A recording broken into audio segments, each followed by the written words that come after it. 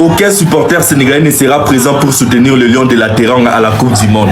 Les supporters sénégalais sont interdits de territoire, leur visa n'ayant pas été délivré. Les gars, les Américains. Encore un scandale de la part de Trump et des États-Unis. Après les supporters congolais, après les supporters ivoiriens, c'est au tour des supporters sénégalais de se voir refuser l'accès au visa pour aller supporter leur équipe à la Coupe du Monde. Bah, bravo! Quelle organisation incroyable!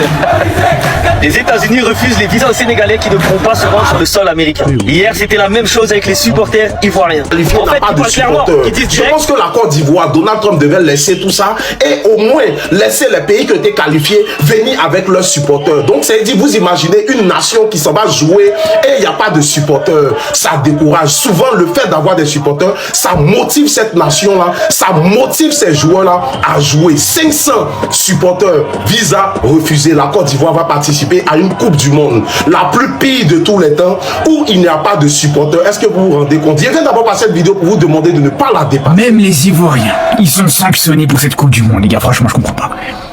Allez, on va dire vraiment, allez, si on veut chercher à comprendre, l'Iran, ok, ils sont en guerre contre eux. Vas-y, ok, il y a une excuse. La RDC, pareil, voilà, avec Ebola, ils ont une excuse. Juillet 2026, la Coupe du Monde devait être une fête universelle. Elle est devenue un cauchemar géopolitique. Derrière le prétexte de la sécurité, les États-Unis ont transformé le plus grand tournoi de la Terre en une zone de non-droit pour le football. Le symbole de ce fiasco, Omar Hartan, élu meilleur arbitre d'Afrique, arrêté à l'aéroport de Miami, interrogé... Les amis, est-ce que je suis le seul à trouver que cette cérémonie d'ouverture de la Coupe du Monde 2026 est l'une des meilleures cérémonies que j'ai vues de ma entière vie? Il faut savoir, les amis, que le match d'ouverture se déroule dans la capitale mexicaine, Mexico. C'est pas aux États-Unis. Et face à cela, ils ont décidé de... Vous voulez pas en parler, les gars, mais ça fait tellement de bruit sur les réseaux que là, les gars, c'est inévitable. Dans cette vidéo, je vais dire deux choses. Déjà, la première, on va tempérer. Attention, les gars, ça reste du football, ça reste des humains, qui plus est, ce sont des musulmans. Voilà. Ça, les gars, c'est inacceptable. Ça vous plaît pas? Voilà la qualité de la pelouse sur laquelle les Japonais doivent s'entraîner aux États-Unis. Quelle honte! Ok, les gars. L'équipe de Suisse se plaint car son camp d'entraînement est en plein milieu d'une zone à serpents. Plusieurs randonneurs ont déjà été victimes de morsures dans la vallée où se trouve le camp d'entraînement des Soirs. Les supporters sénégalais sont en train de taper les membres de l'équipe de la sécurité du Maroc, etc. Il y a eu même des blessés, hein, c'est parti loin cette histoire. Bah, carrément, ils ont été condamnés, hein, les supporters sénégalais. Ils ont été condamnés en prison, ils sont en prison au Maroc. Ils sont sortis il y a quelques semaines. Plein match, hein. Voilà. Stade qui est censé accueillir des matchs. C'est la rivière là-bas, c'est le lac. Des supporters sénégalais. C'est Bois-le-Roi. Continue avec les foutaises. Après la fusillade près de son camp de base, c'est-à-dire qu'en fait, l'Angleterre, ils sont dans un camp, il y a eu une fusillade à côté. Il y a eu une fusillade. Après la fusillade, maintenant c'est un séisme. Séisme de magnitude 6,1. Dites-moi à quoi devons-nous s'attendre encore et encore. C'était bien prévisible et voilà le résultat. Après la Côte d'Ivoire et plein d'autres pays africains, aujourd'hui voilà ce qu'on nous annonce. Aucun supporter sénégalais ne sera présent pour soutenir les Lions de la Teranga à la Coupe du Monde. Les supporters sénégalais sont interdits des territoires, leur visa n'ayant pas été délivré. Donc encore Monsieur Donald Trump, bonsoir. Je viens de voir un article, j'espère que c'est faux. Hein. On lit cet article ensemble. On dit pas de visa pour les Ivoiriens. Faute de visa, les supporters ne viendront pas de la Côte d'Ivoire pour supporter leur sélection aux States. Déjà avant... Ouais, la Coupe du Monde aux États-Unis, c'est la fin des temps. Ça dit une Coupe du Monde à huis clos. Pas de visa pour les supporters ivoiriens. Donald Trump est devenu fou. Une Coupe du Monde où on refuse les supporters. Pourquoi pas la Côte d'Ivoire? J'avais dit ça. Pourquoi pas la Côte d'Ivoire? Je pense que la Côte d'Ivoire n'est même pas seule dans cette histoire. Je pense qu'il y a aussi le Sénégal qui est dans ce problème et d'autres pays africains qualifiés. Je pensais que Trump blaguait, mais c'est réel. Imaginez-vous un peu, mettez-vous à la place des joueurs. Vous êtes d'un pays, d'un continent étranger et vous n'avez pas assez de supporters. Mais vous devez affronter. Je rappelle à quel point les passeports africains sont faibles. Les gens sont choqués de voir un arbitre somalien se faire refuser l'accès aux États-Unis. Et ça, pour la majorité des Africains, c'est juste un jeudi. Parce que les passeports, c'est l'une. Ça vous plaît pas? Ça, c'est inacceptable. Pour eux, pour n'importe quelle sélection au monde. Afrique, Asie, Europe, Amérique, ça les gars, c'est pas normal. On n'a jamais vu ça dans l'histoire du football. Aujourd'hui, on voit ça en Amérique. La deuxième chose, il faut rester juste et juste jusqu'au bout. Je l'ai vu réagir quand il est arrivé au Maroc, notamment avant la finale. Il avait fait un communiqué, il s'était exprimé, coup de gueule, il n'y a pas de problème.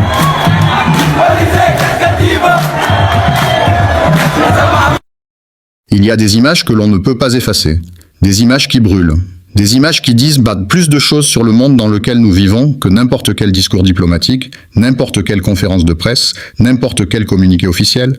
Et ces images-là, ce n'est pas dans un film de fiction qu'elles sont apparues. C'est en pleine Coupe du Monde 2026. La plus grande fête du football de toute l'histoire, celle qui devait réunir 48 nations et des milliards de supporters à travers la planète. Des joueurs de football, pas des suspects. Pas des criminels, des joueurs professionnels, des stars internationales, reconnus, admirés, célébrés dans leur pays. Ces hommes-là se retrouvent sur le tarmac d'un aéroport américain, debout, les bras écartés, pendant qu'un agent en uniforme leur passe un détecteur de métal sur tout le corps. Leurs sacs sont fouillés, leurs chaussures sont retirées. Et dans la vidéo qui va faire le tour du monde en quelques heures, on entend clairement une voix dire, en Wolof, une langue sénégalaise. Regardez, ils fouillent même dans les chaussures. Ces joueurs portaient les couleurs du Sénégal. Et cette Coupe du Monde, elle n'a pas encore commencé.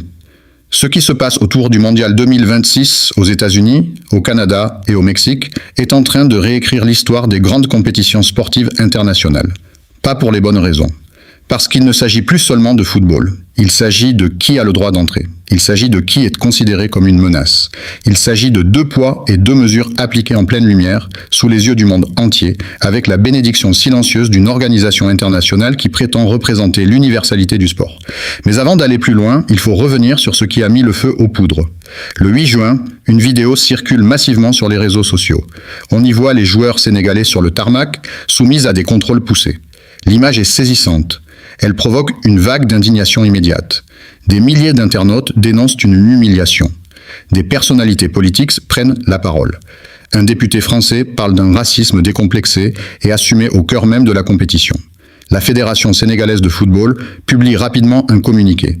Elle explique que ces contrôles ont bien eu lieu, mais pas à l'entrée sur le territoire américain. L'équipe du Sénégal était déjà aux États-Unis depuis le 28 mai. Ce que la vidéo montre, c'est un contrôle effectué le 7 juin à l'aéroport de Raleigh-Durham en Caroline du Nord, avant un déplacement interne vers San Antonio, au Texas, pour un match de préparation contre l'Arabie Saoudite. Selon la fédération, les agents des douanes américaines ont proposé d'effectuer les contrôles directement sur le tarmac pour faire gagner du temps à la délégation. Une porte-parole de l'aéroport, contactée par des journalistes, a confirmé qu'il s'agissait d'une procédure non inhabituelle pour les équipes voyageant en avion privé. Voilà pour les faits bruts. Voilà pour la version officielle. Mais voilà aussi ce que la version officielle ne règle pas. Parce que le problème n'est pas uniquement dans cette vidéo. Le problème est dans le contexte dans lequel cette vidéo est apparue. Et ce contexte, il est lourd, il est oppressant. Il est marqué par des mois de décisions politiques qui ont transformé cette Coupe du Monde en quelque chose que beaucoup n'osaient pas imaginer. Un événement à 2 vitesses, où certaines nations sont traitées comme des invités d'honneur et d'autres comme des suspects. Pour comprendre où en est cette compétition avant même son coup d'envoi, il faut remonter à ce qui s'est passé depuis le retour de Donald Trump à la Maison-Blanche. Parce que la Coupe du Monde 2026 ne se déroule pas dans un vide politique. Elle se déroule dans l'Amérique de Trump. Et ça change absolument tout. Depuis son retour au pouvoir, Donald Trump a fait de la politique migratoire le marqueur identitaire de son 2e mandat. Les contrôles aux frontières ont été renforcés, les visas ont été soumis à des conditions inédites. Et parmi les mesures qui ont directement impacté la Coupe du Monde, il y en a une qui a provoqué un tollé international, la caution de visa. Pour entrer aux États-Unis, les supporters de certains pays, principalement africains, ont été soumis à une obligation de déposer une caution pouvant aller de 5 000 à 15 000 $ américains. 15 000 $. Pour regarder un match de football. Un journaliste sportif qui couvre la compétition a fait le calcul global pour un supporter souhaitant assister à plusieurs rencontres aux États-Unis. Entre 3 000 et 6 000 € par match, en intégrant le transport, l'hébergement, la restauration et les billets, dont les tarifs dans certaines villes ont été multipliés par 10. Dans ces conditions, la Coupe du Monde 2026 ressemble moins à une fête populaire mondiale qu'à un événement réservé aux plus aisés, ceux qui peuvent se payer le luxe de dépenser des dizaines de milliers d'euros pour supporter leur équipe nationale. Et encore, ceux-là auront de la chance si leur visa est accordé. Parce qu'il ne s'agit même plus de caution, dans certains cas, des supporters dont les visas avaient été accordés ont vu ces mêmes visas révoqués sans explication officielle. C'est arrivé à des supporters écossais il y a quelques jours. Ils avaient planifié leur voyage depuis des mois. Ils avaient leurs billets, ils avaient leurs hébergements. Et du jour au lendemain, leurs visas ont été annulés, sans raison apparente, sans recours immédiat. Mais le cas qui a véritablement mis le monde du football en état de choc, ce n'est pas un supporter. C'est un arbitre. Son nom est Omar Abdoukadir Artan. Il est somalien. Et en 2025, il a été élu meilleur arbitre africain de l'année. Ce n'est pas rien. C'est une reconnaissance de l'excellence. Une validation par les instances continentales d'une carrière bâtie sur la rigueur, la compétence et le professionnalisme. Il a arbitré des finales de la Ligue des champions africaine. Il a officié dans les plus grands matchs du continent. Et la FIFA, reconnaissant son niveau, l'avait sélectionné parmi les 52 arbitres qui devaient officier pendant cette Coupe du Monde. Sélectionné par la FIFA, crédentialier, invité officiellement à participer à l'événement planétaire. Omar Artan a atterri aux États-Unis avec tous les documents nécessaires. Un visa en bonne et due forme. Une accréditation FIFA.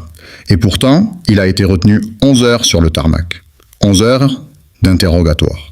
11 heures pendant lesquelles cet homme, élu meilleur arbitre d'un continent entier, a été traité comme un suspect potentiel. Au bout de ces 11 heures, la réponse est tombée. Entrée refusée. Omar Artan n'officiera pas à la Coupe du Monde 2026. Sa nationalité somalienne a suffi. Et pour comprendre pourquoi, il faut entendre les mots que Donald Trump a prononcés sur la Somalie. Voici ce qu'il a dit, et ces mots sont difficiles à lire, difficiles à entendre. Mais ils ont été prononcés et ils font partie de la réalité politique dans laquelle se déroule cette Coupe du Monde. Un pays arriéré, pourri, probablement le pire pays au monde. Je ne sais même pas si c'est un pays. Ils n'ont rien. Juste des gens qui s'entretuent. Des déchets. Ces mots ont été prononcés par le président des États-Unis, le pays organisateur de la Coupe du Monde. Et Omar Artan, citoyen de ce pays, ainsi décrit, n'a pas eu le droit d'entrer. Mais les Sénégalais ne sont pas les seuls à avoir subi ce type de traitement. Les joueurs de la sélection belge ont également fait l'objet de contrôles similaires sur le tarmac. On a vu Kevin De Bruyne, l'un des meilleurs joueurs du monde, assis pendant qu'un agent vérifiait le contenu de ses chaussures. L'équipe d'Ouzbékistan a elle aussi été contrôlée à la sortie de son bus, avec chien renifleur et détecteur de métal, lors de son arrivée à New York pour un match contre les Pays-Bas. Ces images ont toutes fait le tour du monde. Elles posent toutes la même question. Est-ce que les joueurs des équipes de France, d'Angleterre, d'Allemagne ou du Brésil ont été soumis aux mêmes procédures? Et c'est précisément cette question qui est au cœur de tout ce qui se passe en ce moment autour de cette Coupe du Monde.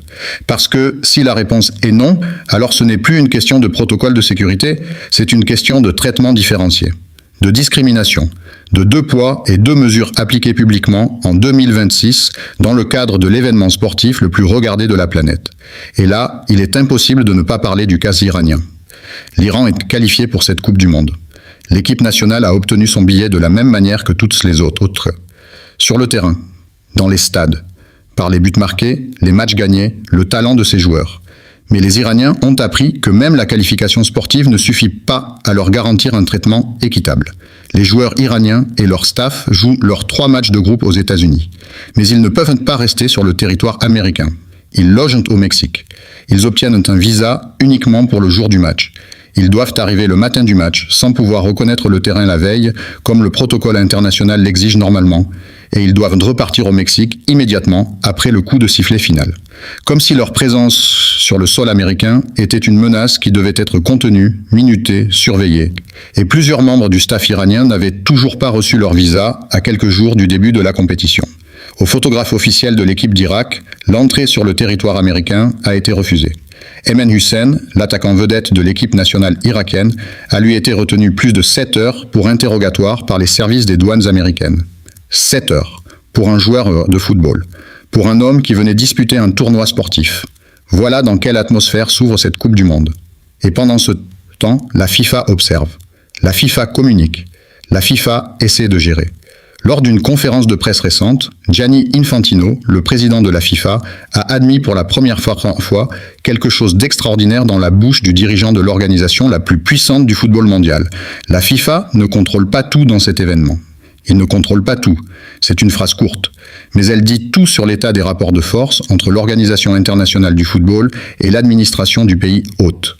La FIFA, qui gère un budget de plusieurs milliards de dollars, qui impose sa loi à des dizaines de fédérations nationales, qui a fait plier des gouvernements entiers pour obtenir les conditions qu'elle exige, admet qu'elle ne contrôle pas tout quand il s'agit de Donald Trump. Et il y a une raison à cela. Une raison que beaucoup d'observateurs ont soulignée avec une lucidité qui fait mal. C'est Infantino lui-même qui a remis, l'année dernière, le prix de la paix de la FIFA à Donald Trump.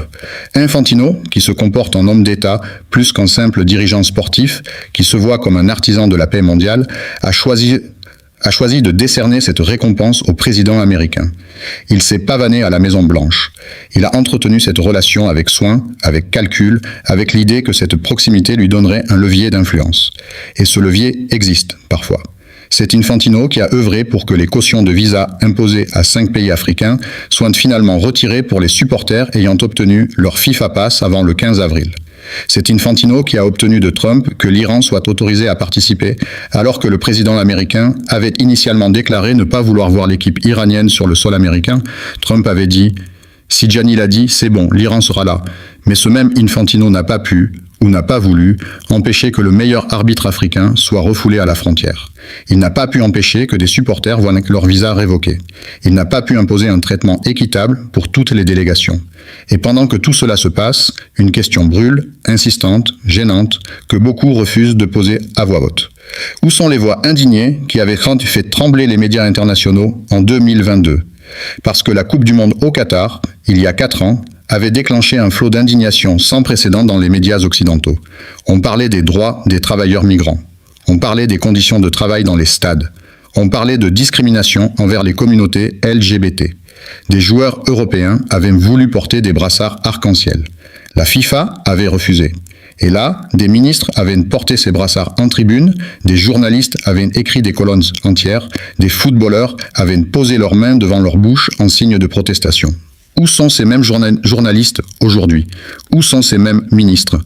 Où sont ces mêmes joueurs qui osaient braver la FIFA pour défendre des principes universels?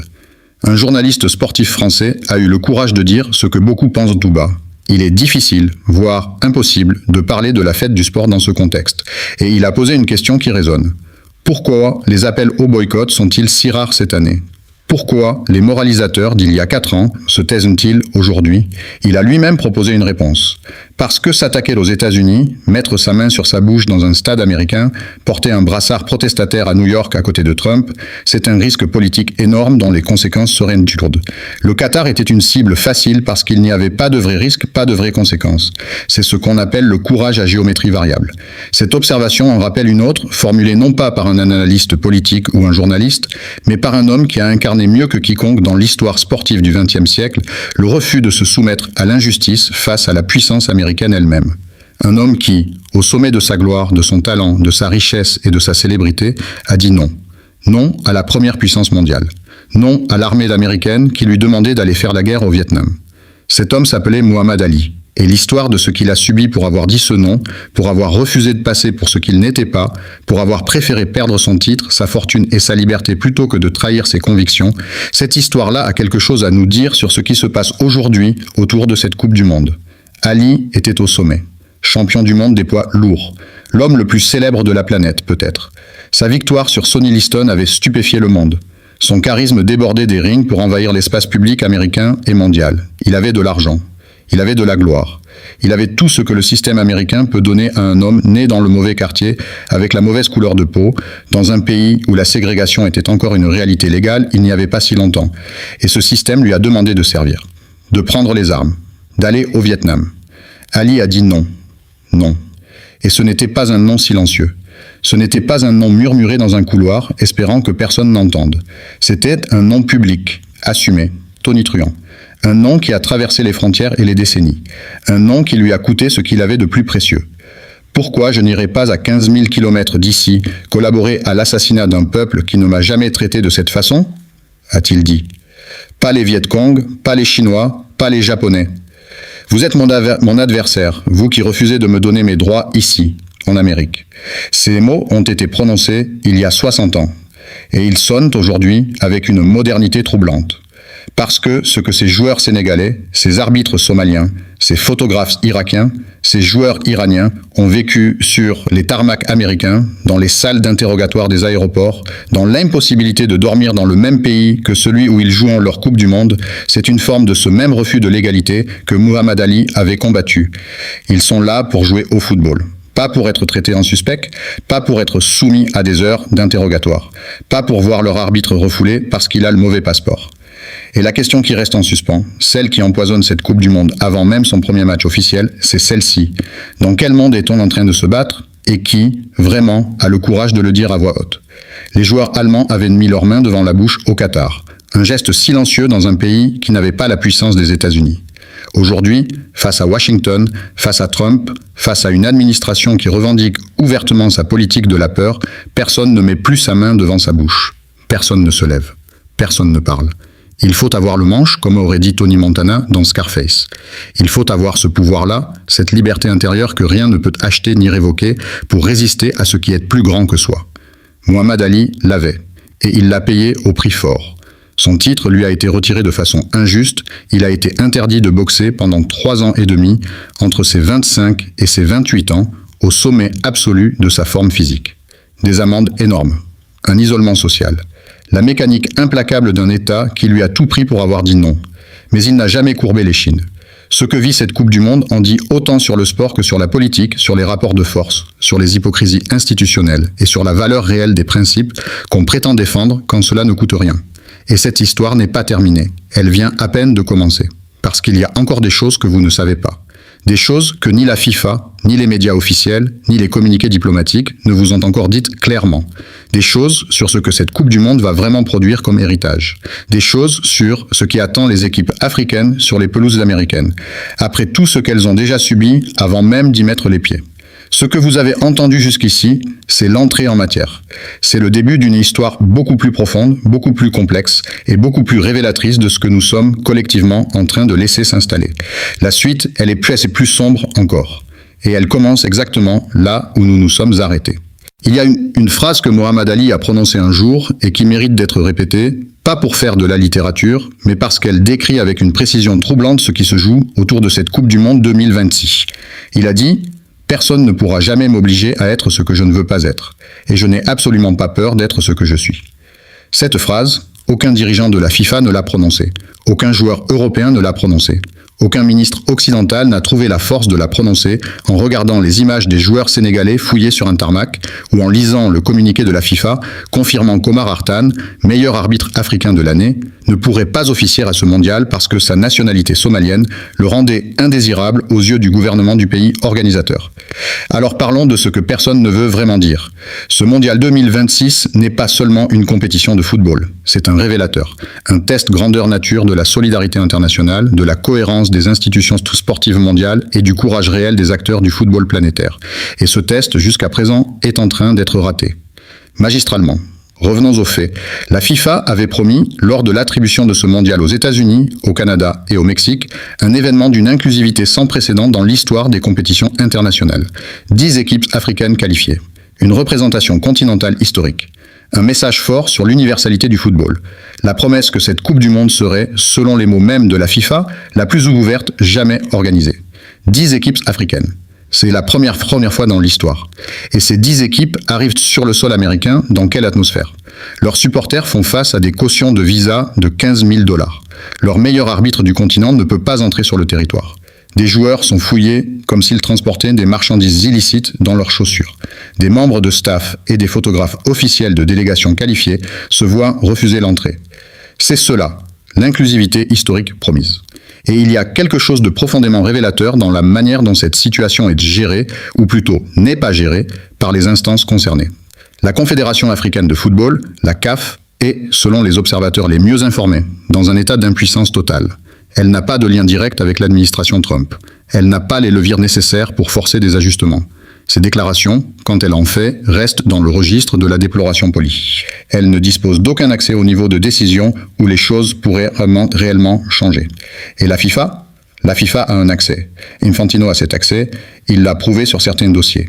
Mais cet accès est utilisé avec parcimonie, avec calcul, en fonction de l'agenda global d'Infantino, pas nécessairement en fonction de ce qui est juste. La structure du pouvoir dans le football mondial est ici mise à nu de façon brutale. Il y a un homme, un seul, qui peut décrocher son téléphone et appeler la Maison-Blanche. Et cet homme a fait le choix stratégique de préserver sa relation avec Trump au détriment d'autres choses. Parmi ces autres choses, la dignité d'un arbitre africain, les droits des supporters de nations africaines, le traitement équitable des délégations de pays dont les citoyens sont catégorisés comme indésirables par la politique migratoire américaine. C'est un choix. Cela s'appelle un choix. Et ce choix a un coût. Ce coût, ce ne sont pas Infantino ou Trump qui le paient, ce sont les joueurs somaliens, irakiens, sénégalais, iraniens, ouzbeks, qui passent des heures sur des chaises en plastique dans des salles d'interrogatoire d'aéroport. Ce sont les supporters africains qui, faute de pouvoir réunir 15 000 $ de caution, ne verront jamais leurs équipes nationales jouer dans un mondial pour lequel ces équipes se sont qualifiées. Maintenant, il faut parler d'un autre angle que presque personne ne couvre correctement. Cette Coupe du Monde 2026 va émettre, selon les estimations disponibles, environ 8000 tonnes de CO2. C'est le double de ce qu'avait émis la Coupe du Monde au Qatar, 2 fois plus. Et on se souvient de l'émotion médiatique générée par la climatisation des stades qataris. Des colonnes entières avaient été consacrées à l'empreinte écologique de l'événement.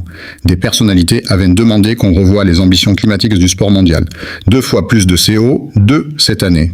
Et l'indignation climatique est quasi inexistante dans les mêmes médias. Ce n'est pas un hasard. C'est la logique de l'indignation sélective. Et cette logique mérite d'être nommée parce qu'elle est le vrai scandale derrière tous les autres scandales de cette compétition. Ce n'est pas que personne ne voit. Tout le monde voit. Tout le monde sait. Ce qui manque, c'est la volonté de dire.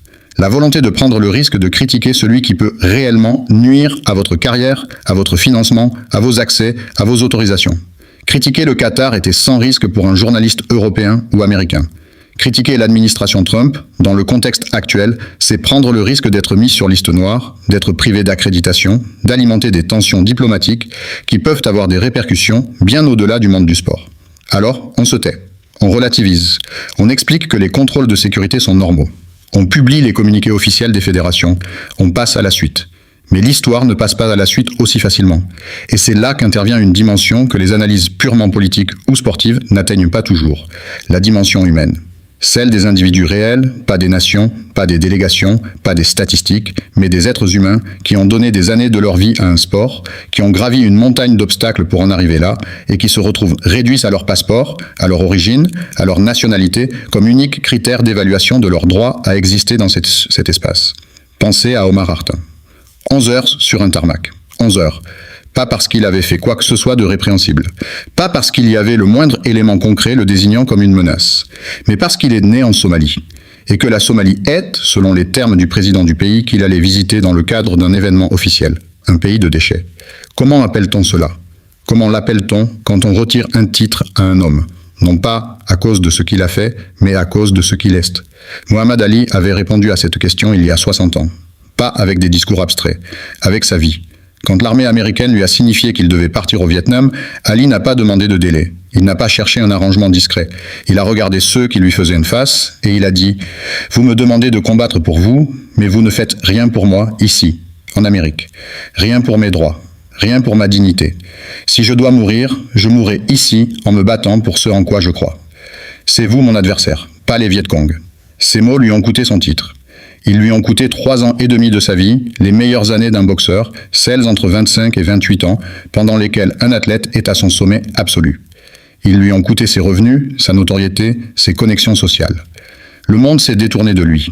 Ceux qui le vénéraient comme quelques mois plus tôt se sont mis à distance. Mais Ali n'a pas baissé la tête. Et c'est précisément cette image, cet homme debout face à la machine de l'État américain, sans bouger, sans renier, sans s'excuser, qui est l'antithèse absolue de ce qu'on observe dans le monde du football aujourd'hui. Parce que dans le football d'aujourd'hui, quand la machine est américaine, on baisse la tête, on explique, on relativise, on dit que les contrôles sont normaux. On remercie la FIFA d'avoir obtenu que les cautions soient levées pour certains pays à certaines conditions. On dit merci pour des miettes. Et les équipes africaines, dans tout cela, que font-elles? Que peuvent-elles faire? Elles jouent. C'est tout ce qui leur reste. Elles jouent parce que le football, au bout du compte, est le seul endroit où les règles s'appliquent à tout le monde de la même façon. Où le but marqué par un joueur sénégalais vaut autant que le but marqué par un joueur français. Où la qualité du jeu efface, pendant 90 minutes, toutes les hiérarchies qui s'imposent en dehors du rectangle vert. Et c'est peut-être là, sur les pelouses, que se jouera la vraie réponse à tout ce qui a été fait subir à ces délégations depuis des semaines.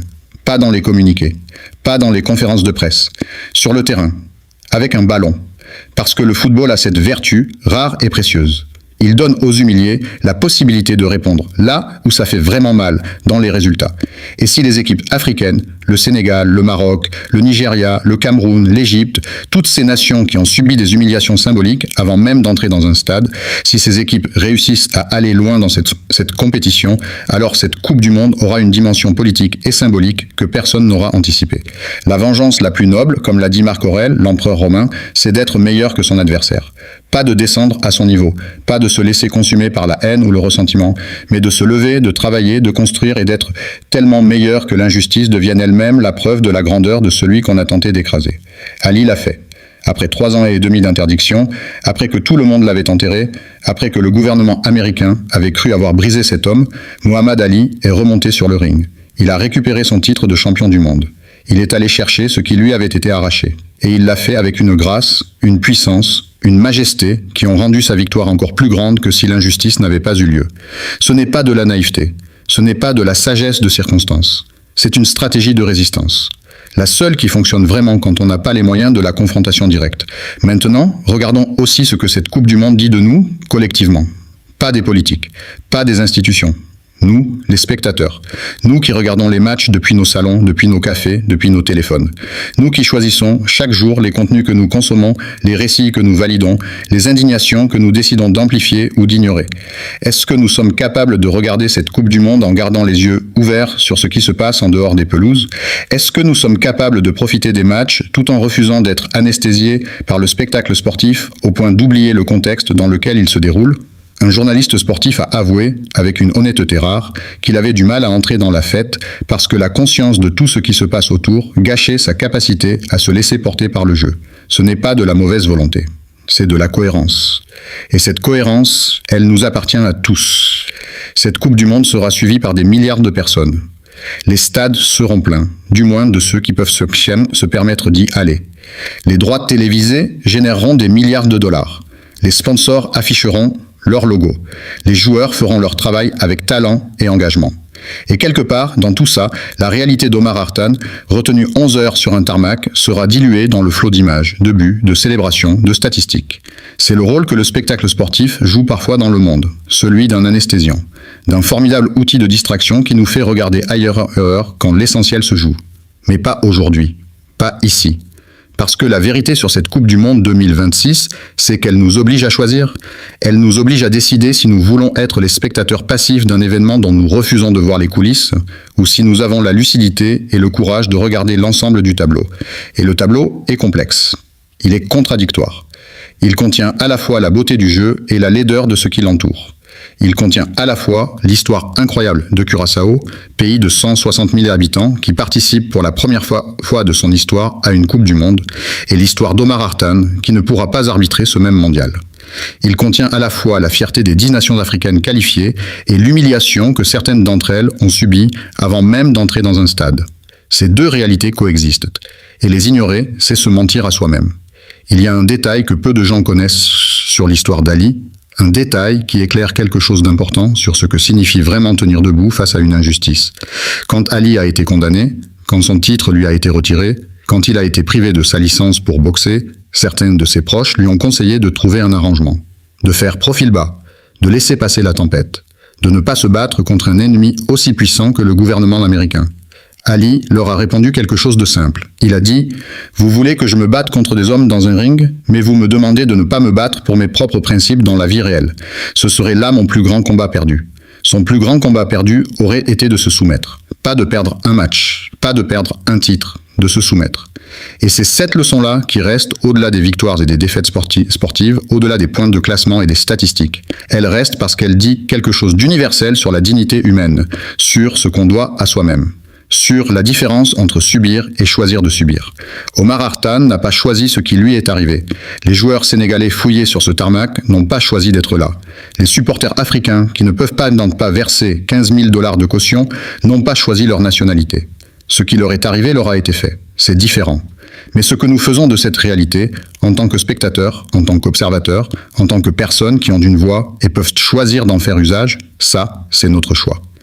On peut regarder les matchs et ne rien dire. On peut profiter du spectacle et oublier le reste. On peut se laisser emporter par les buts, les célébrations, la magie du football.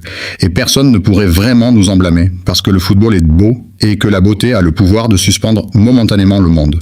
Mais on peut aussi regarder les matchs et se souvenir.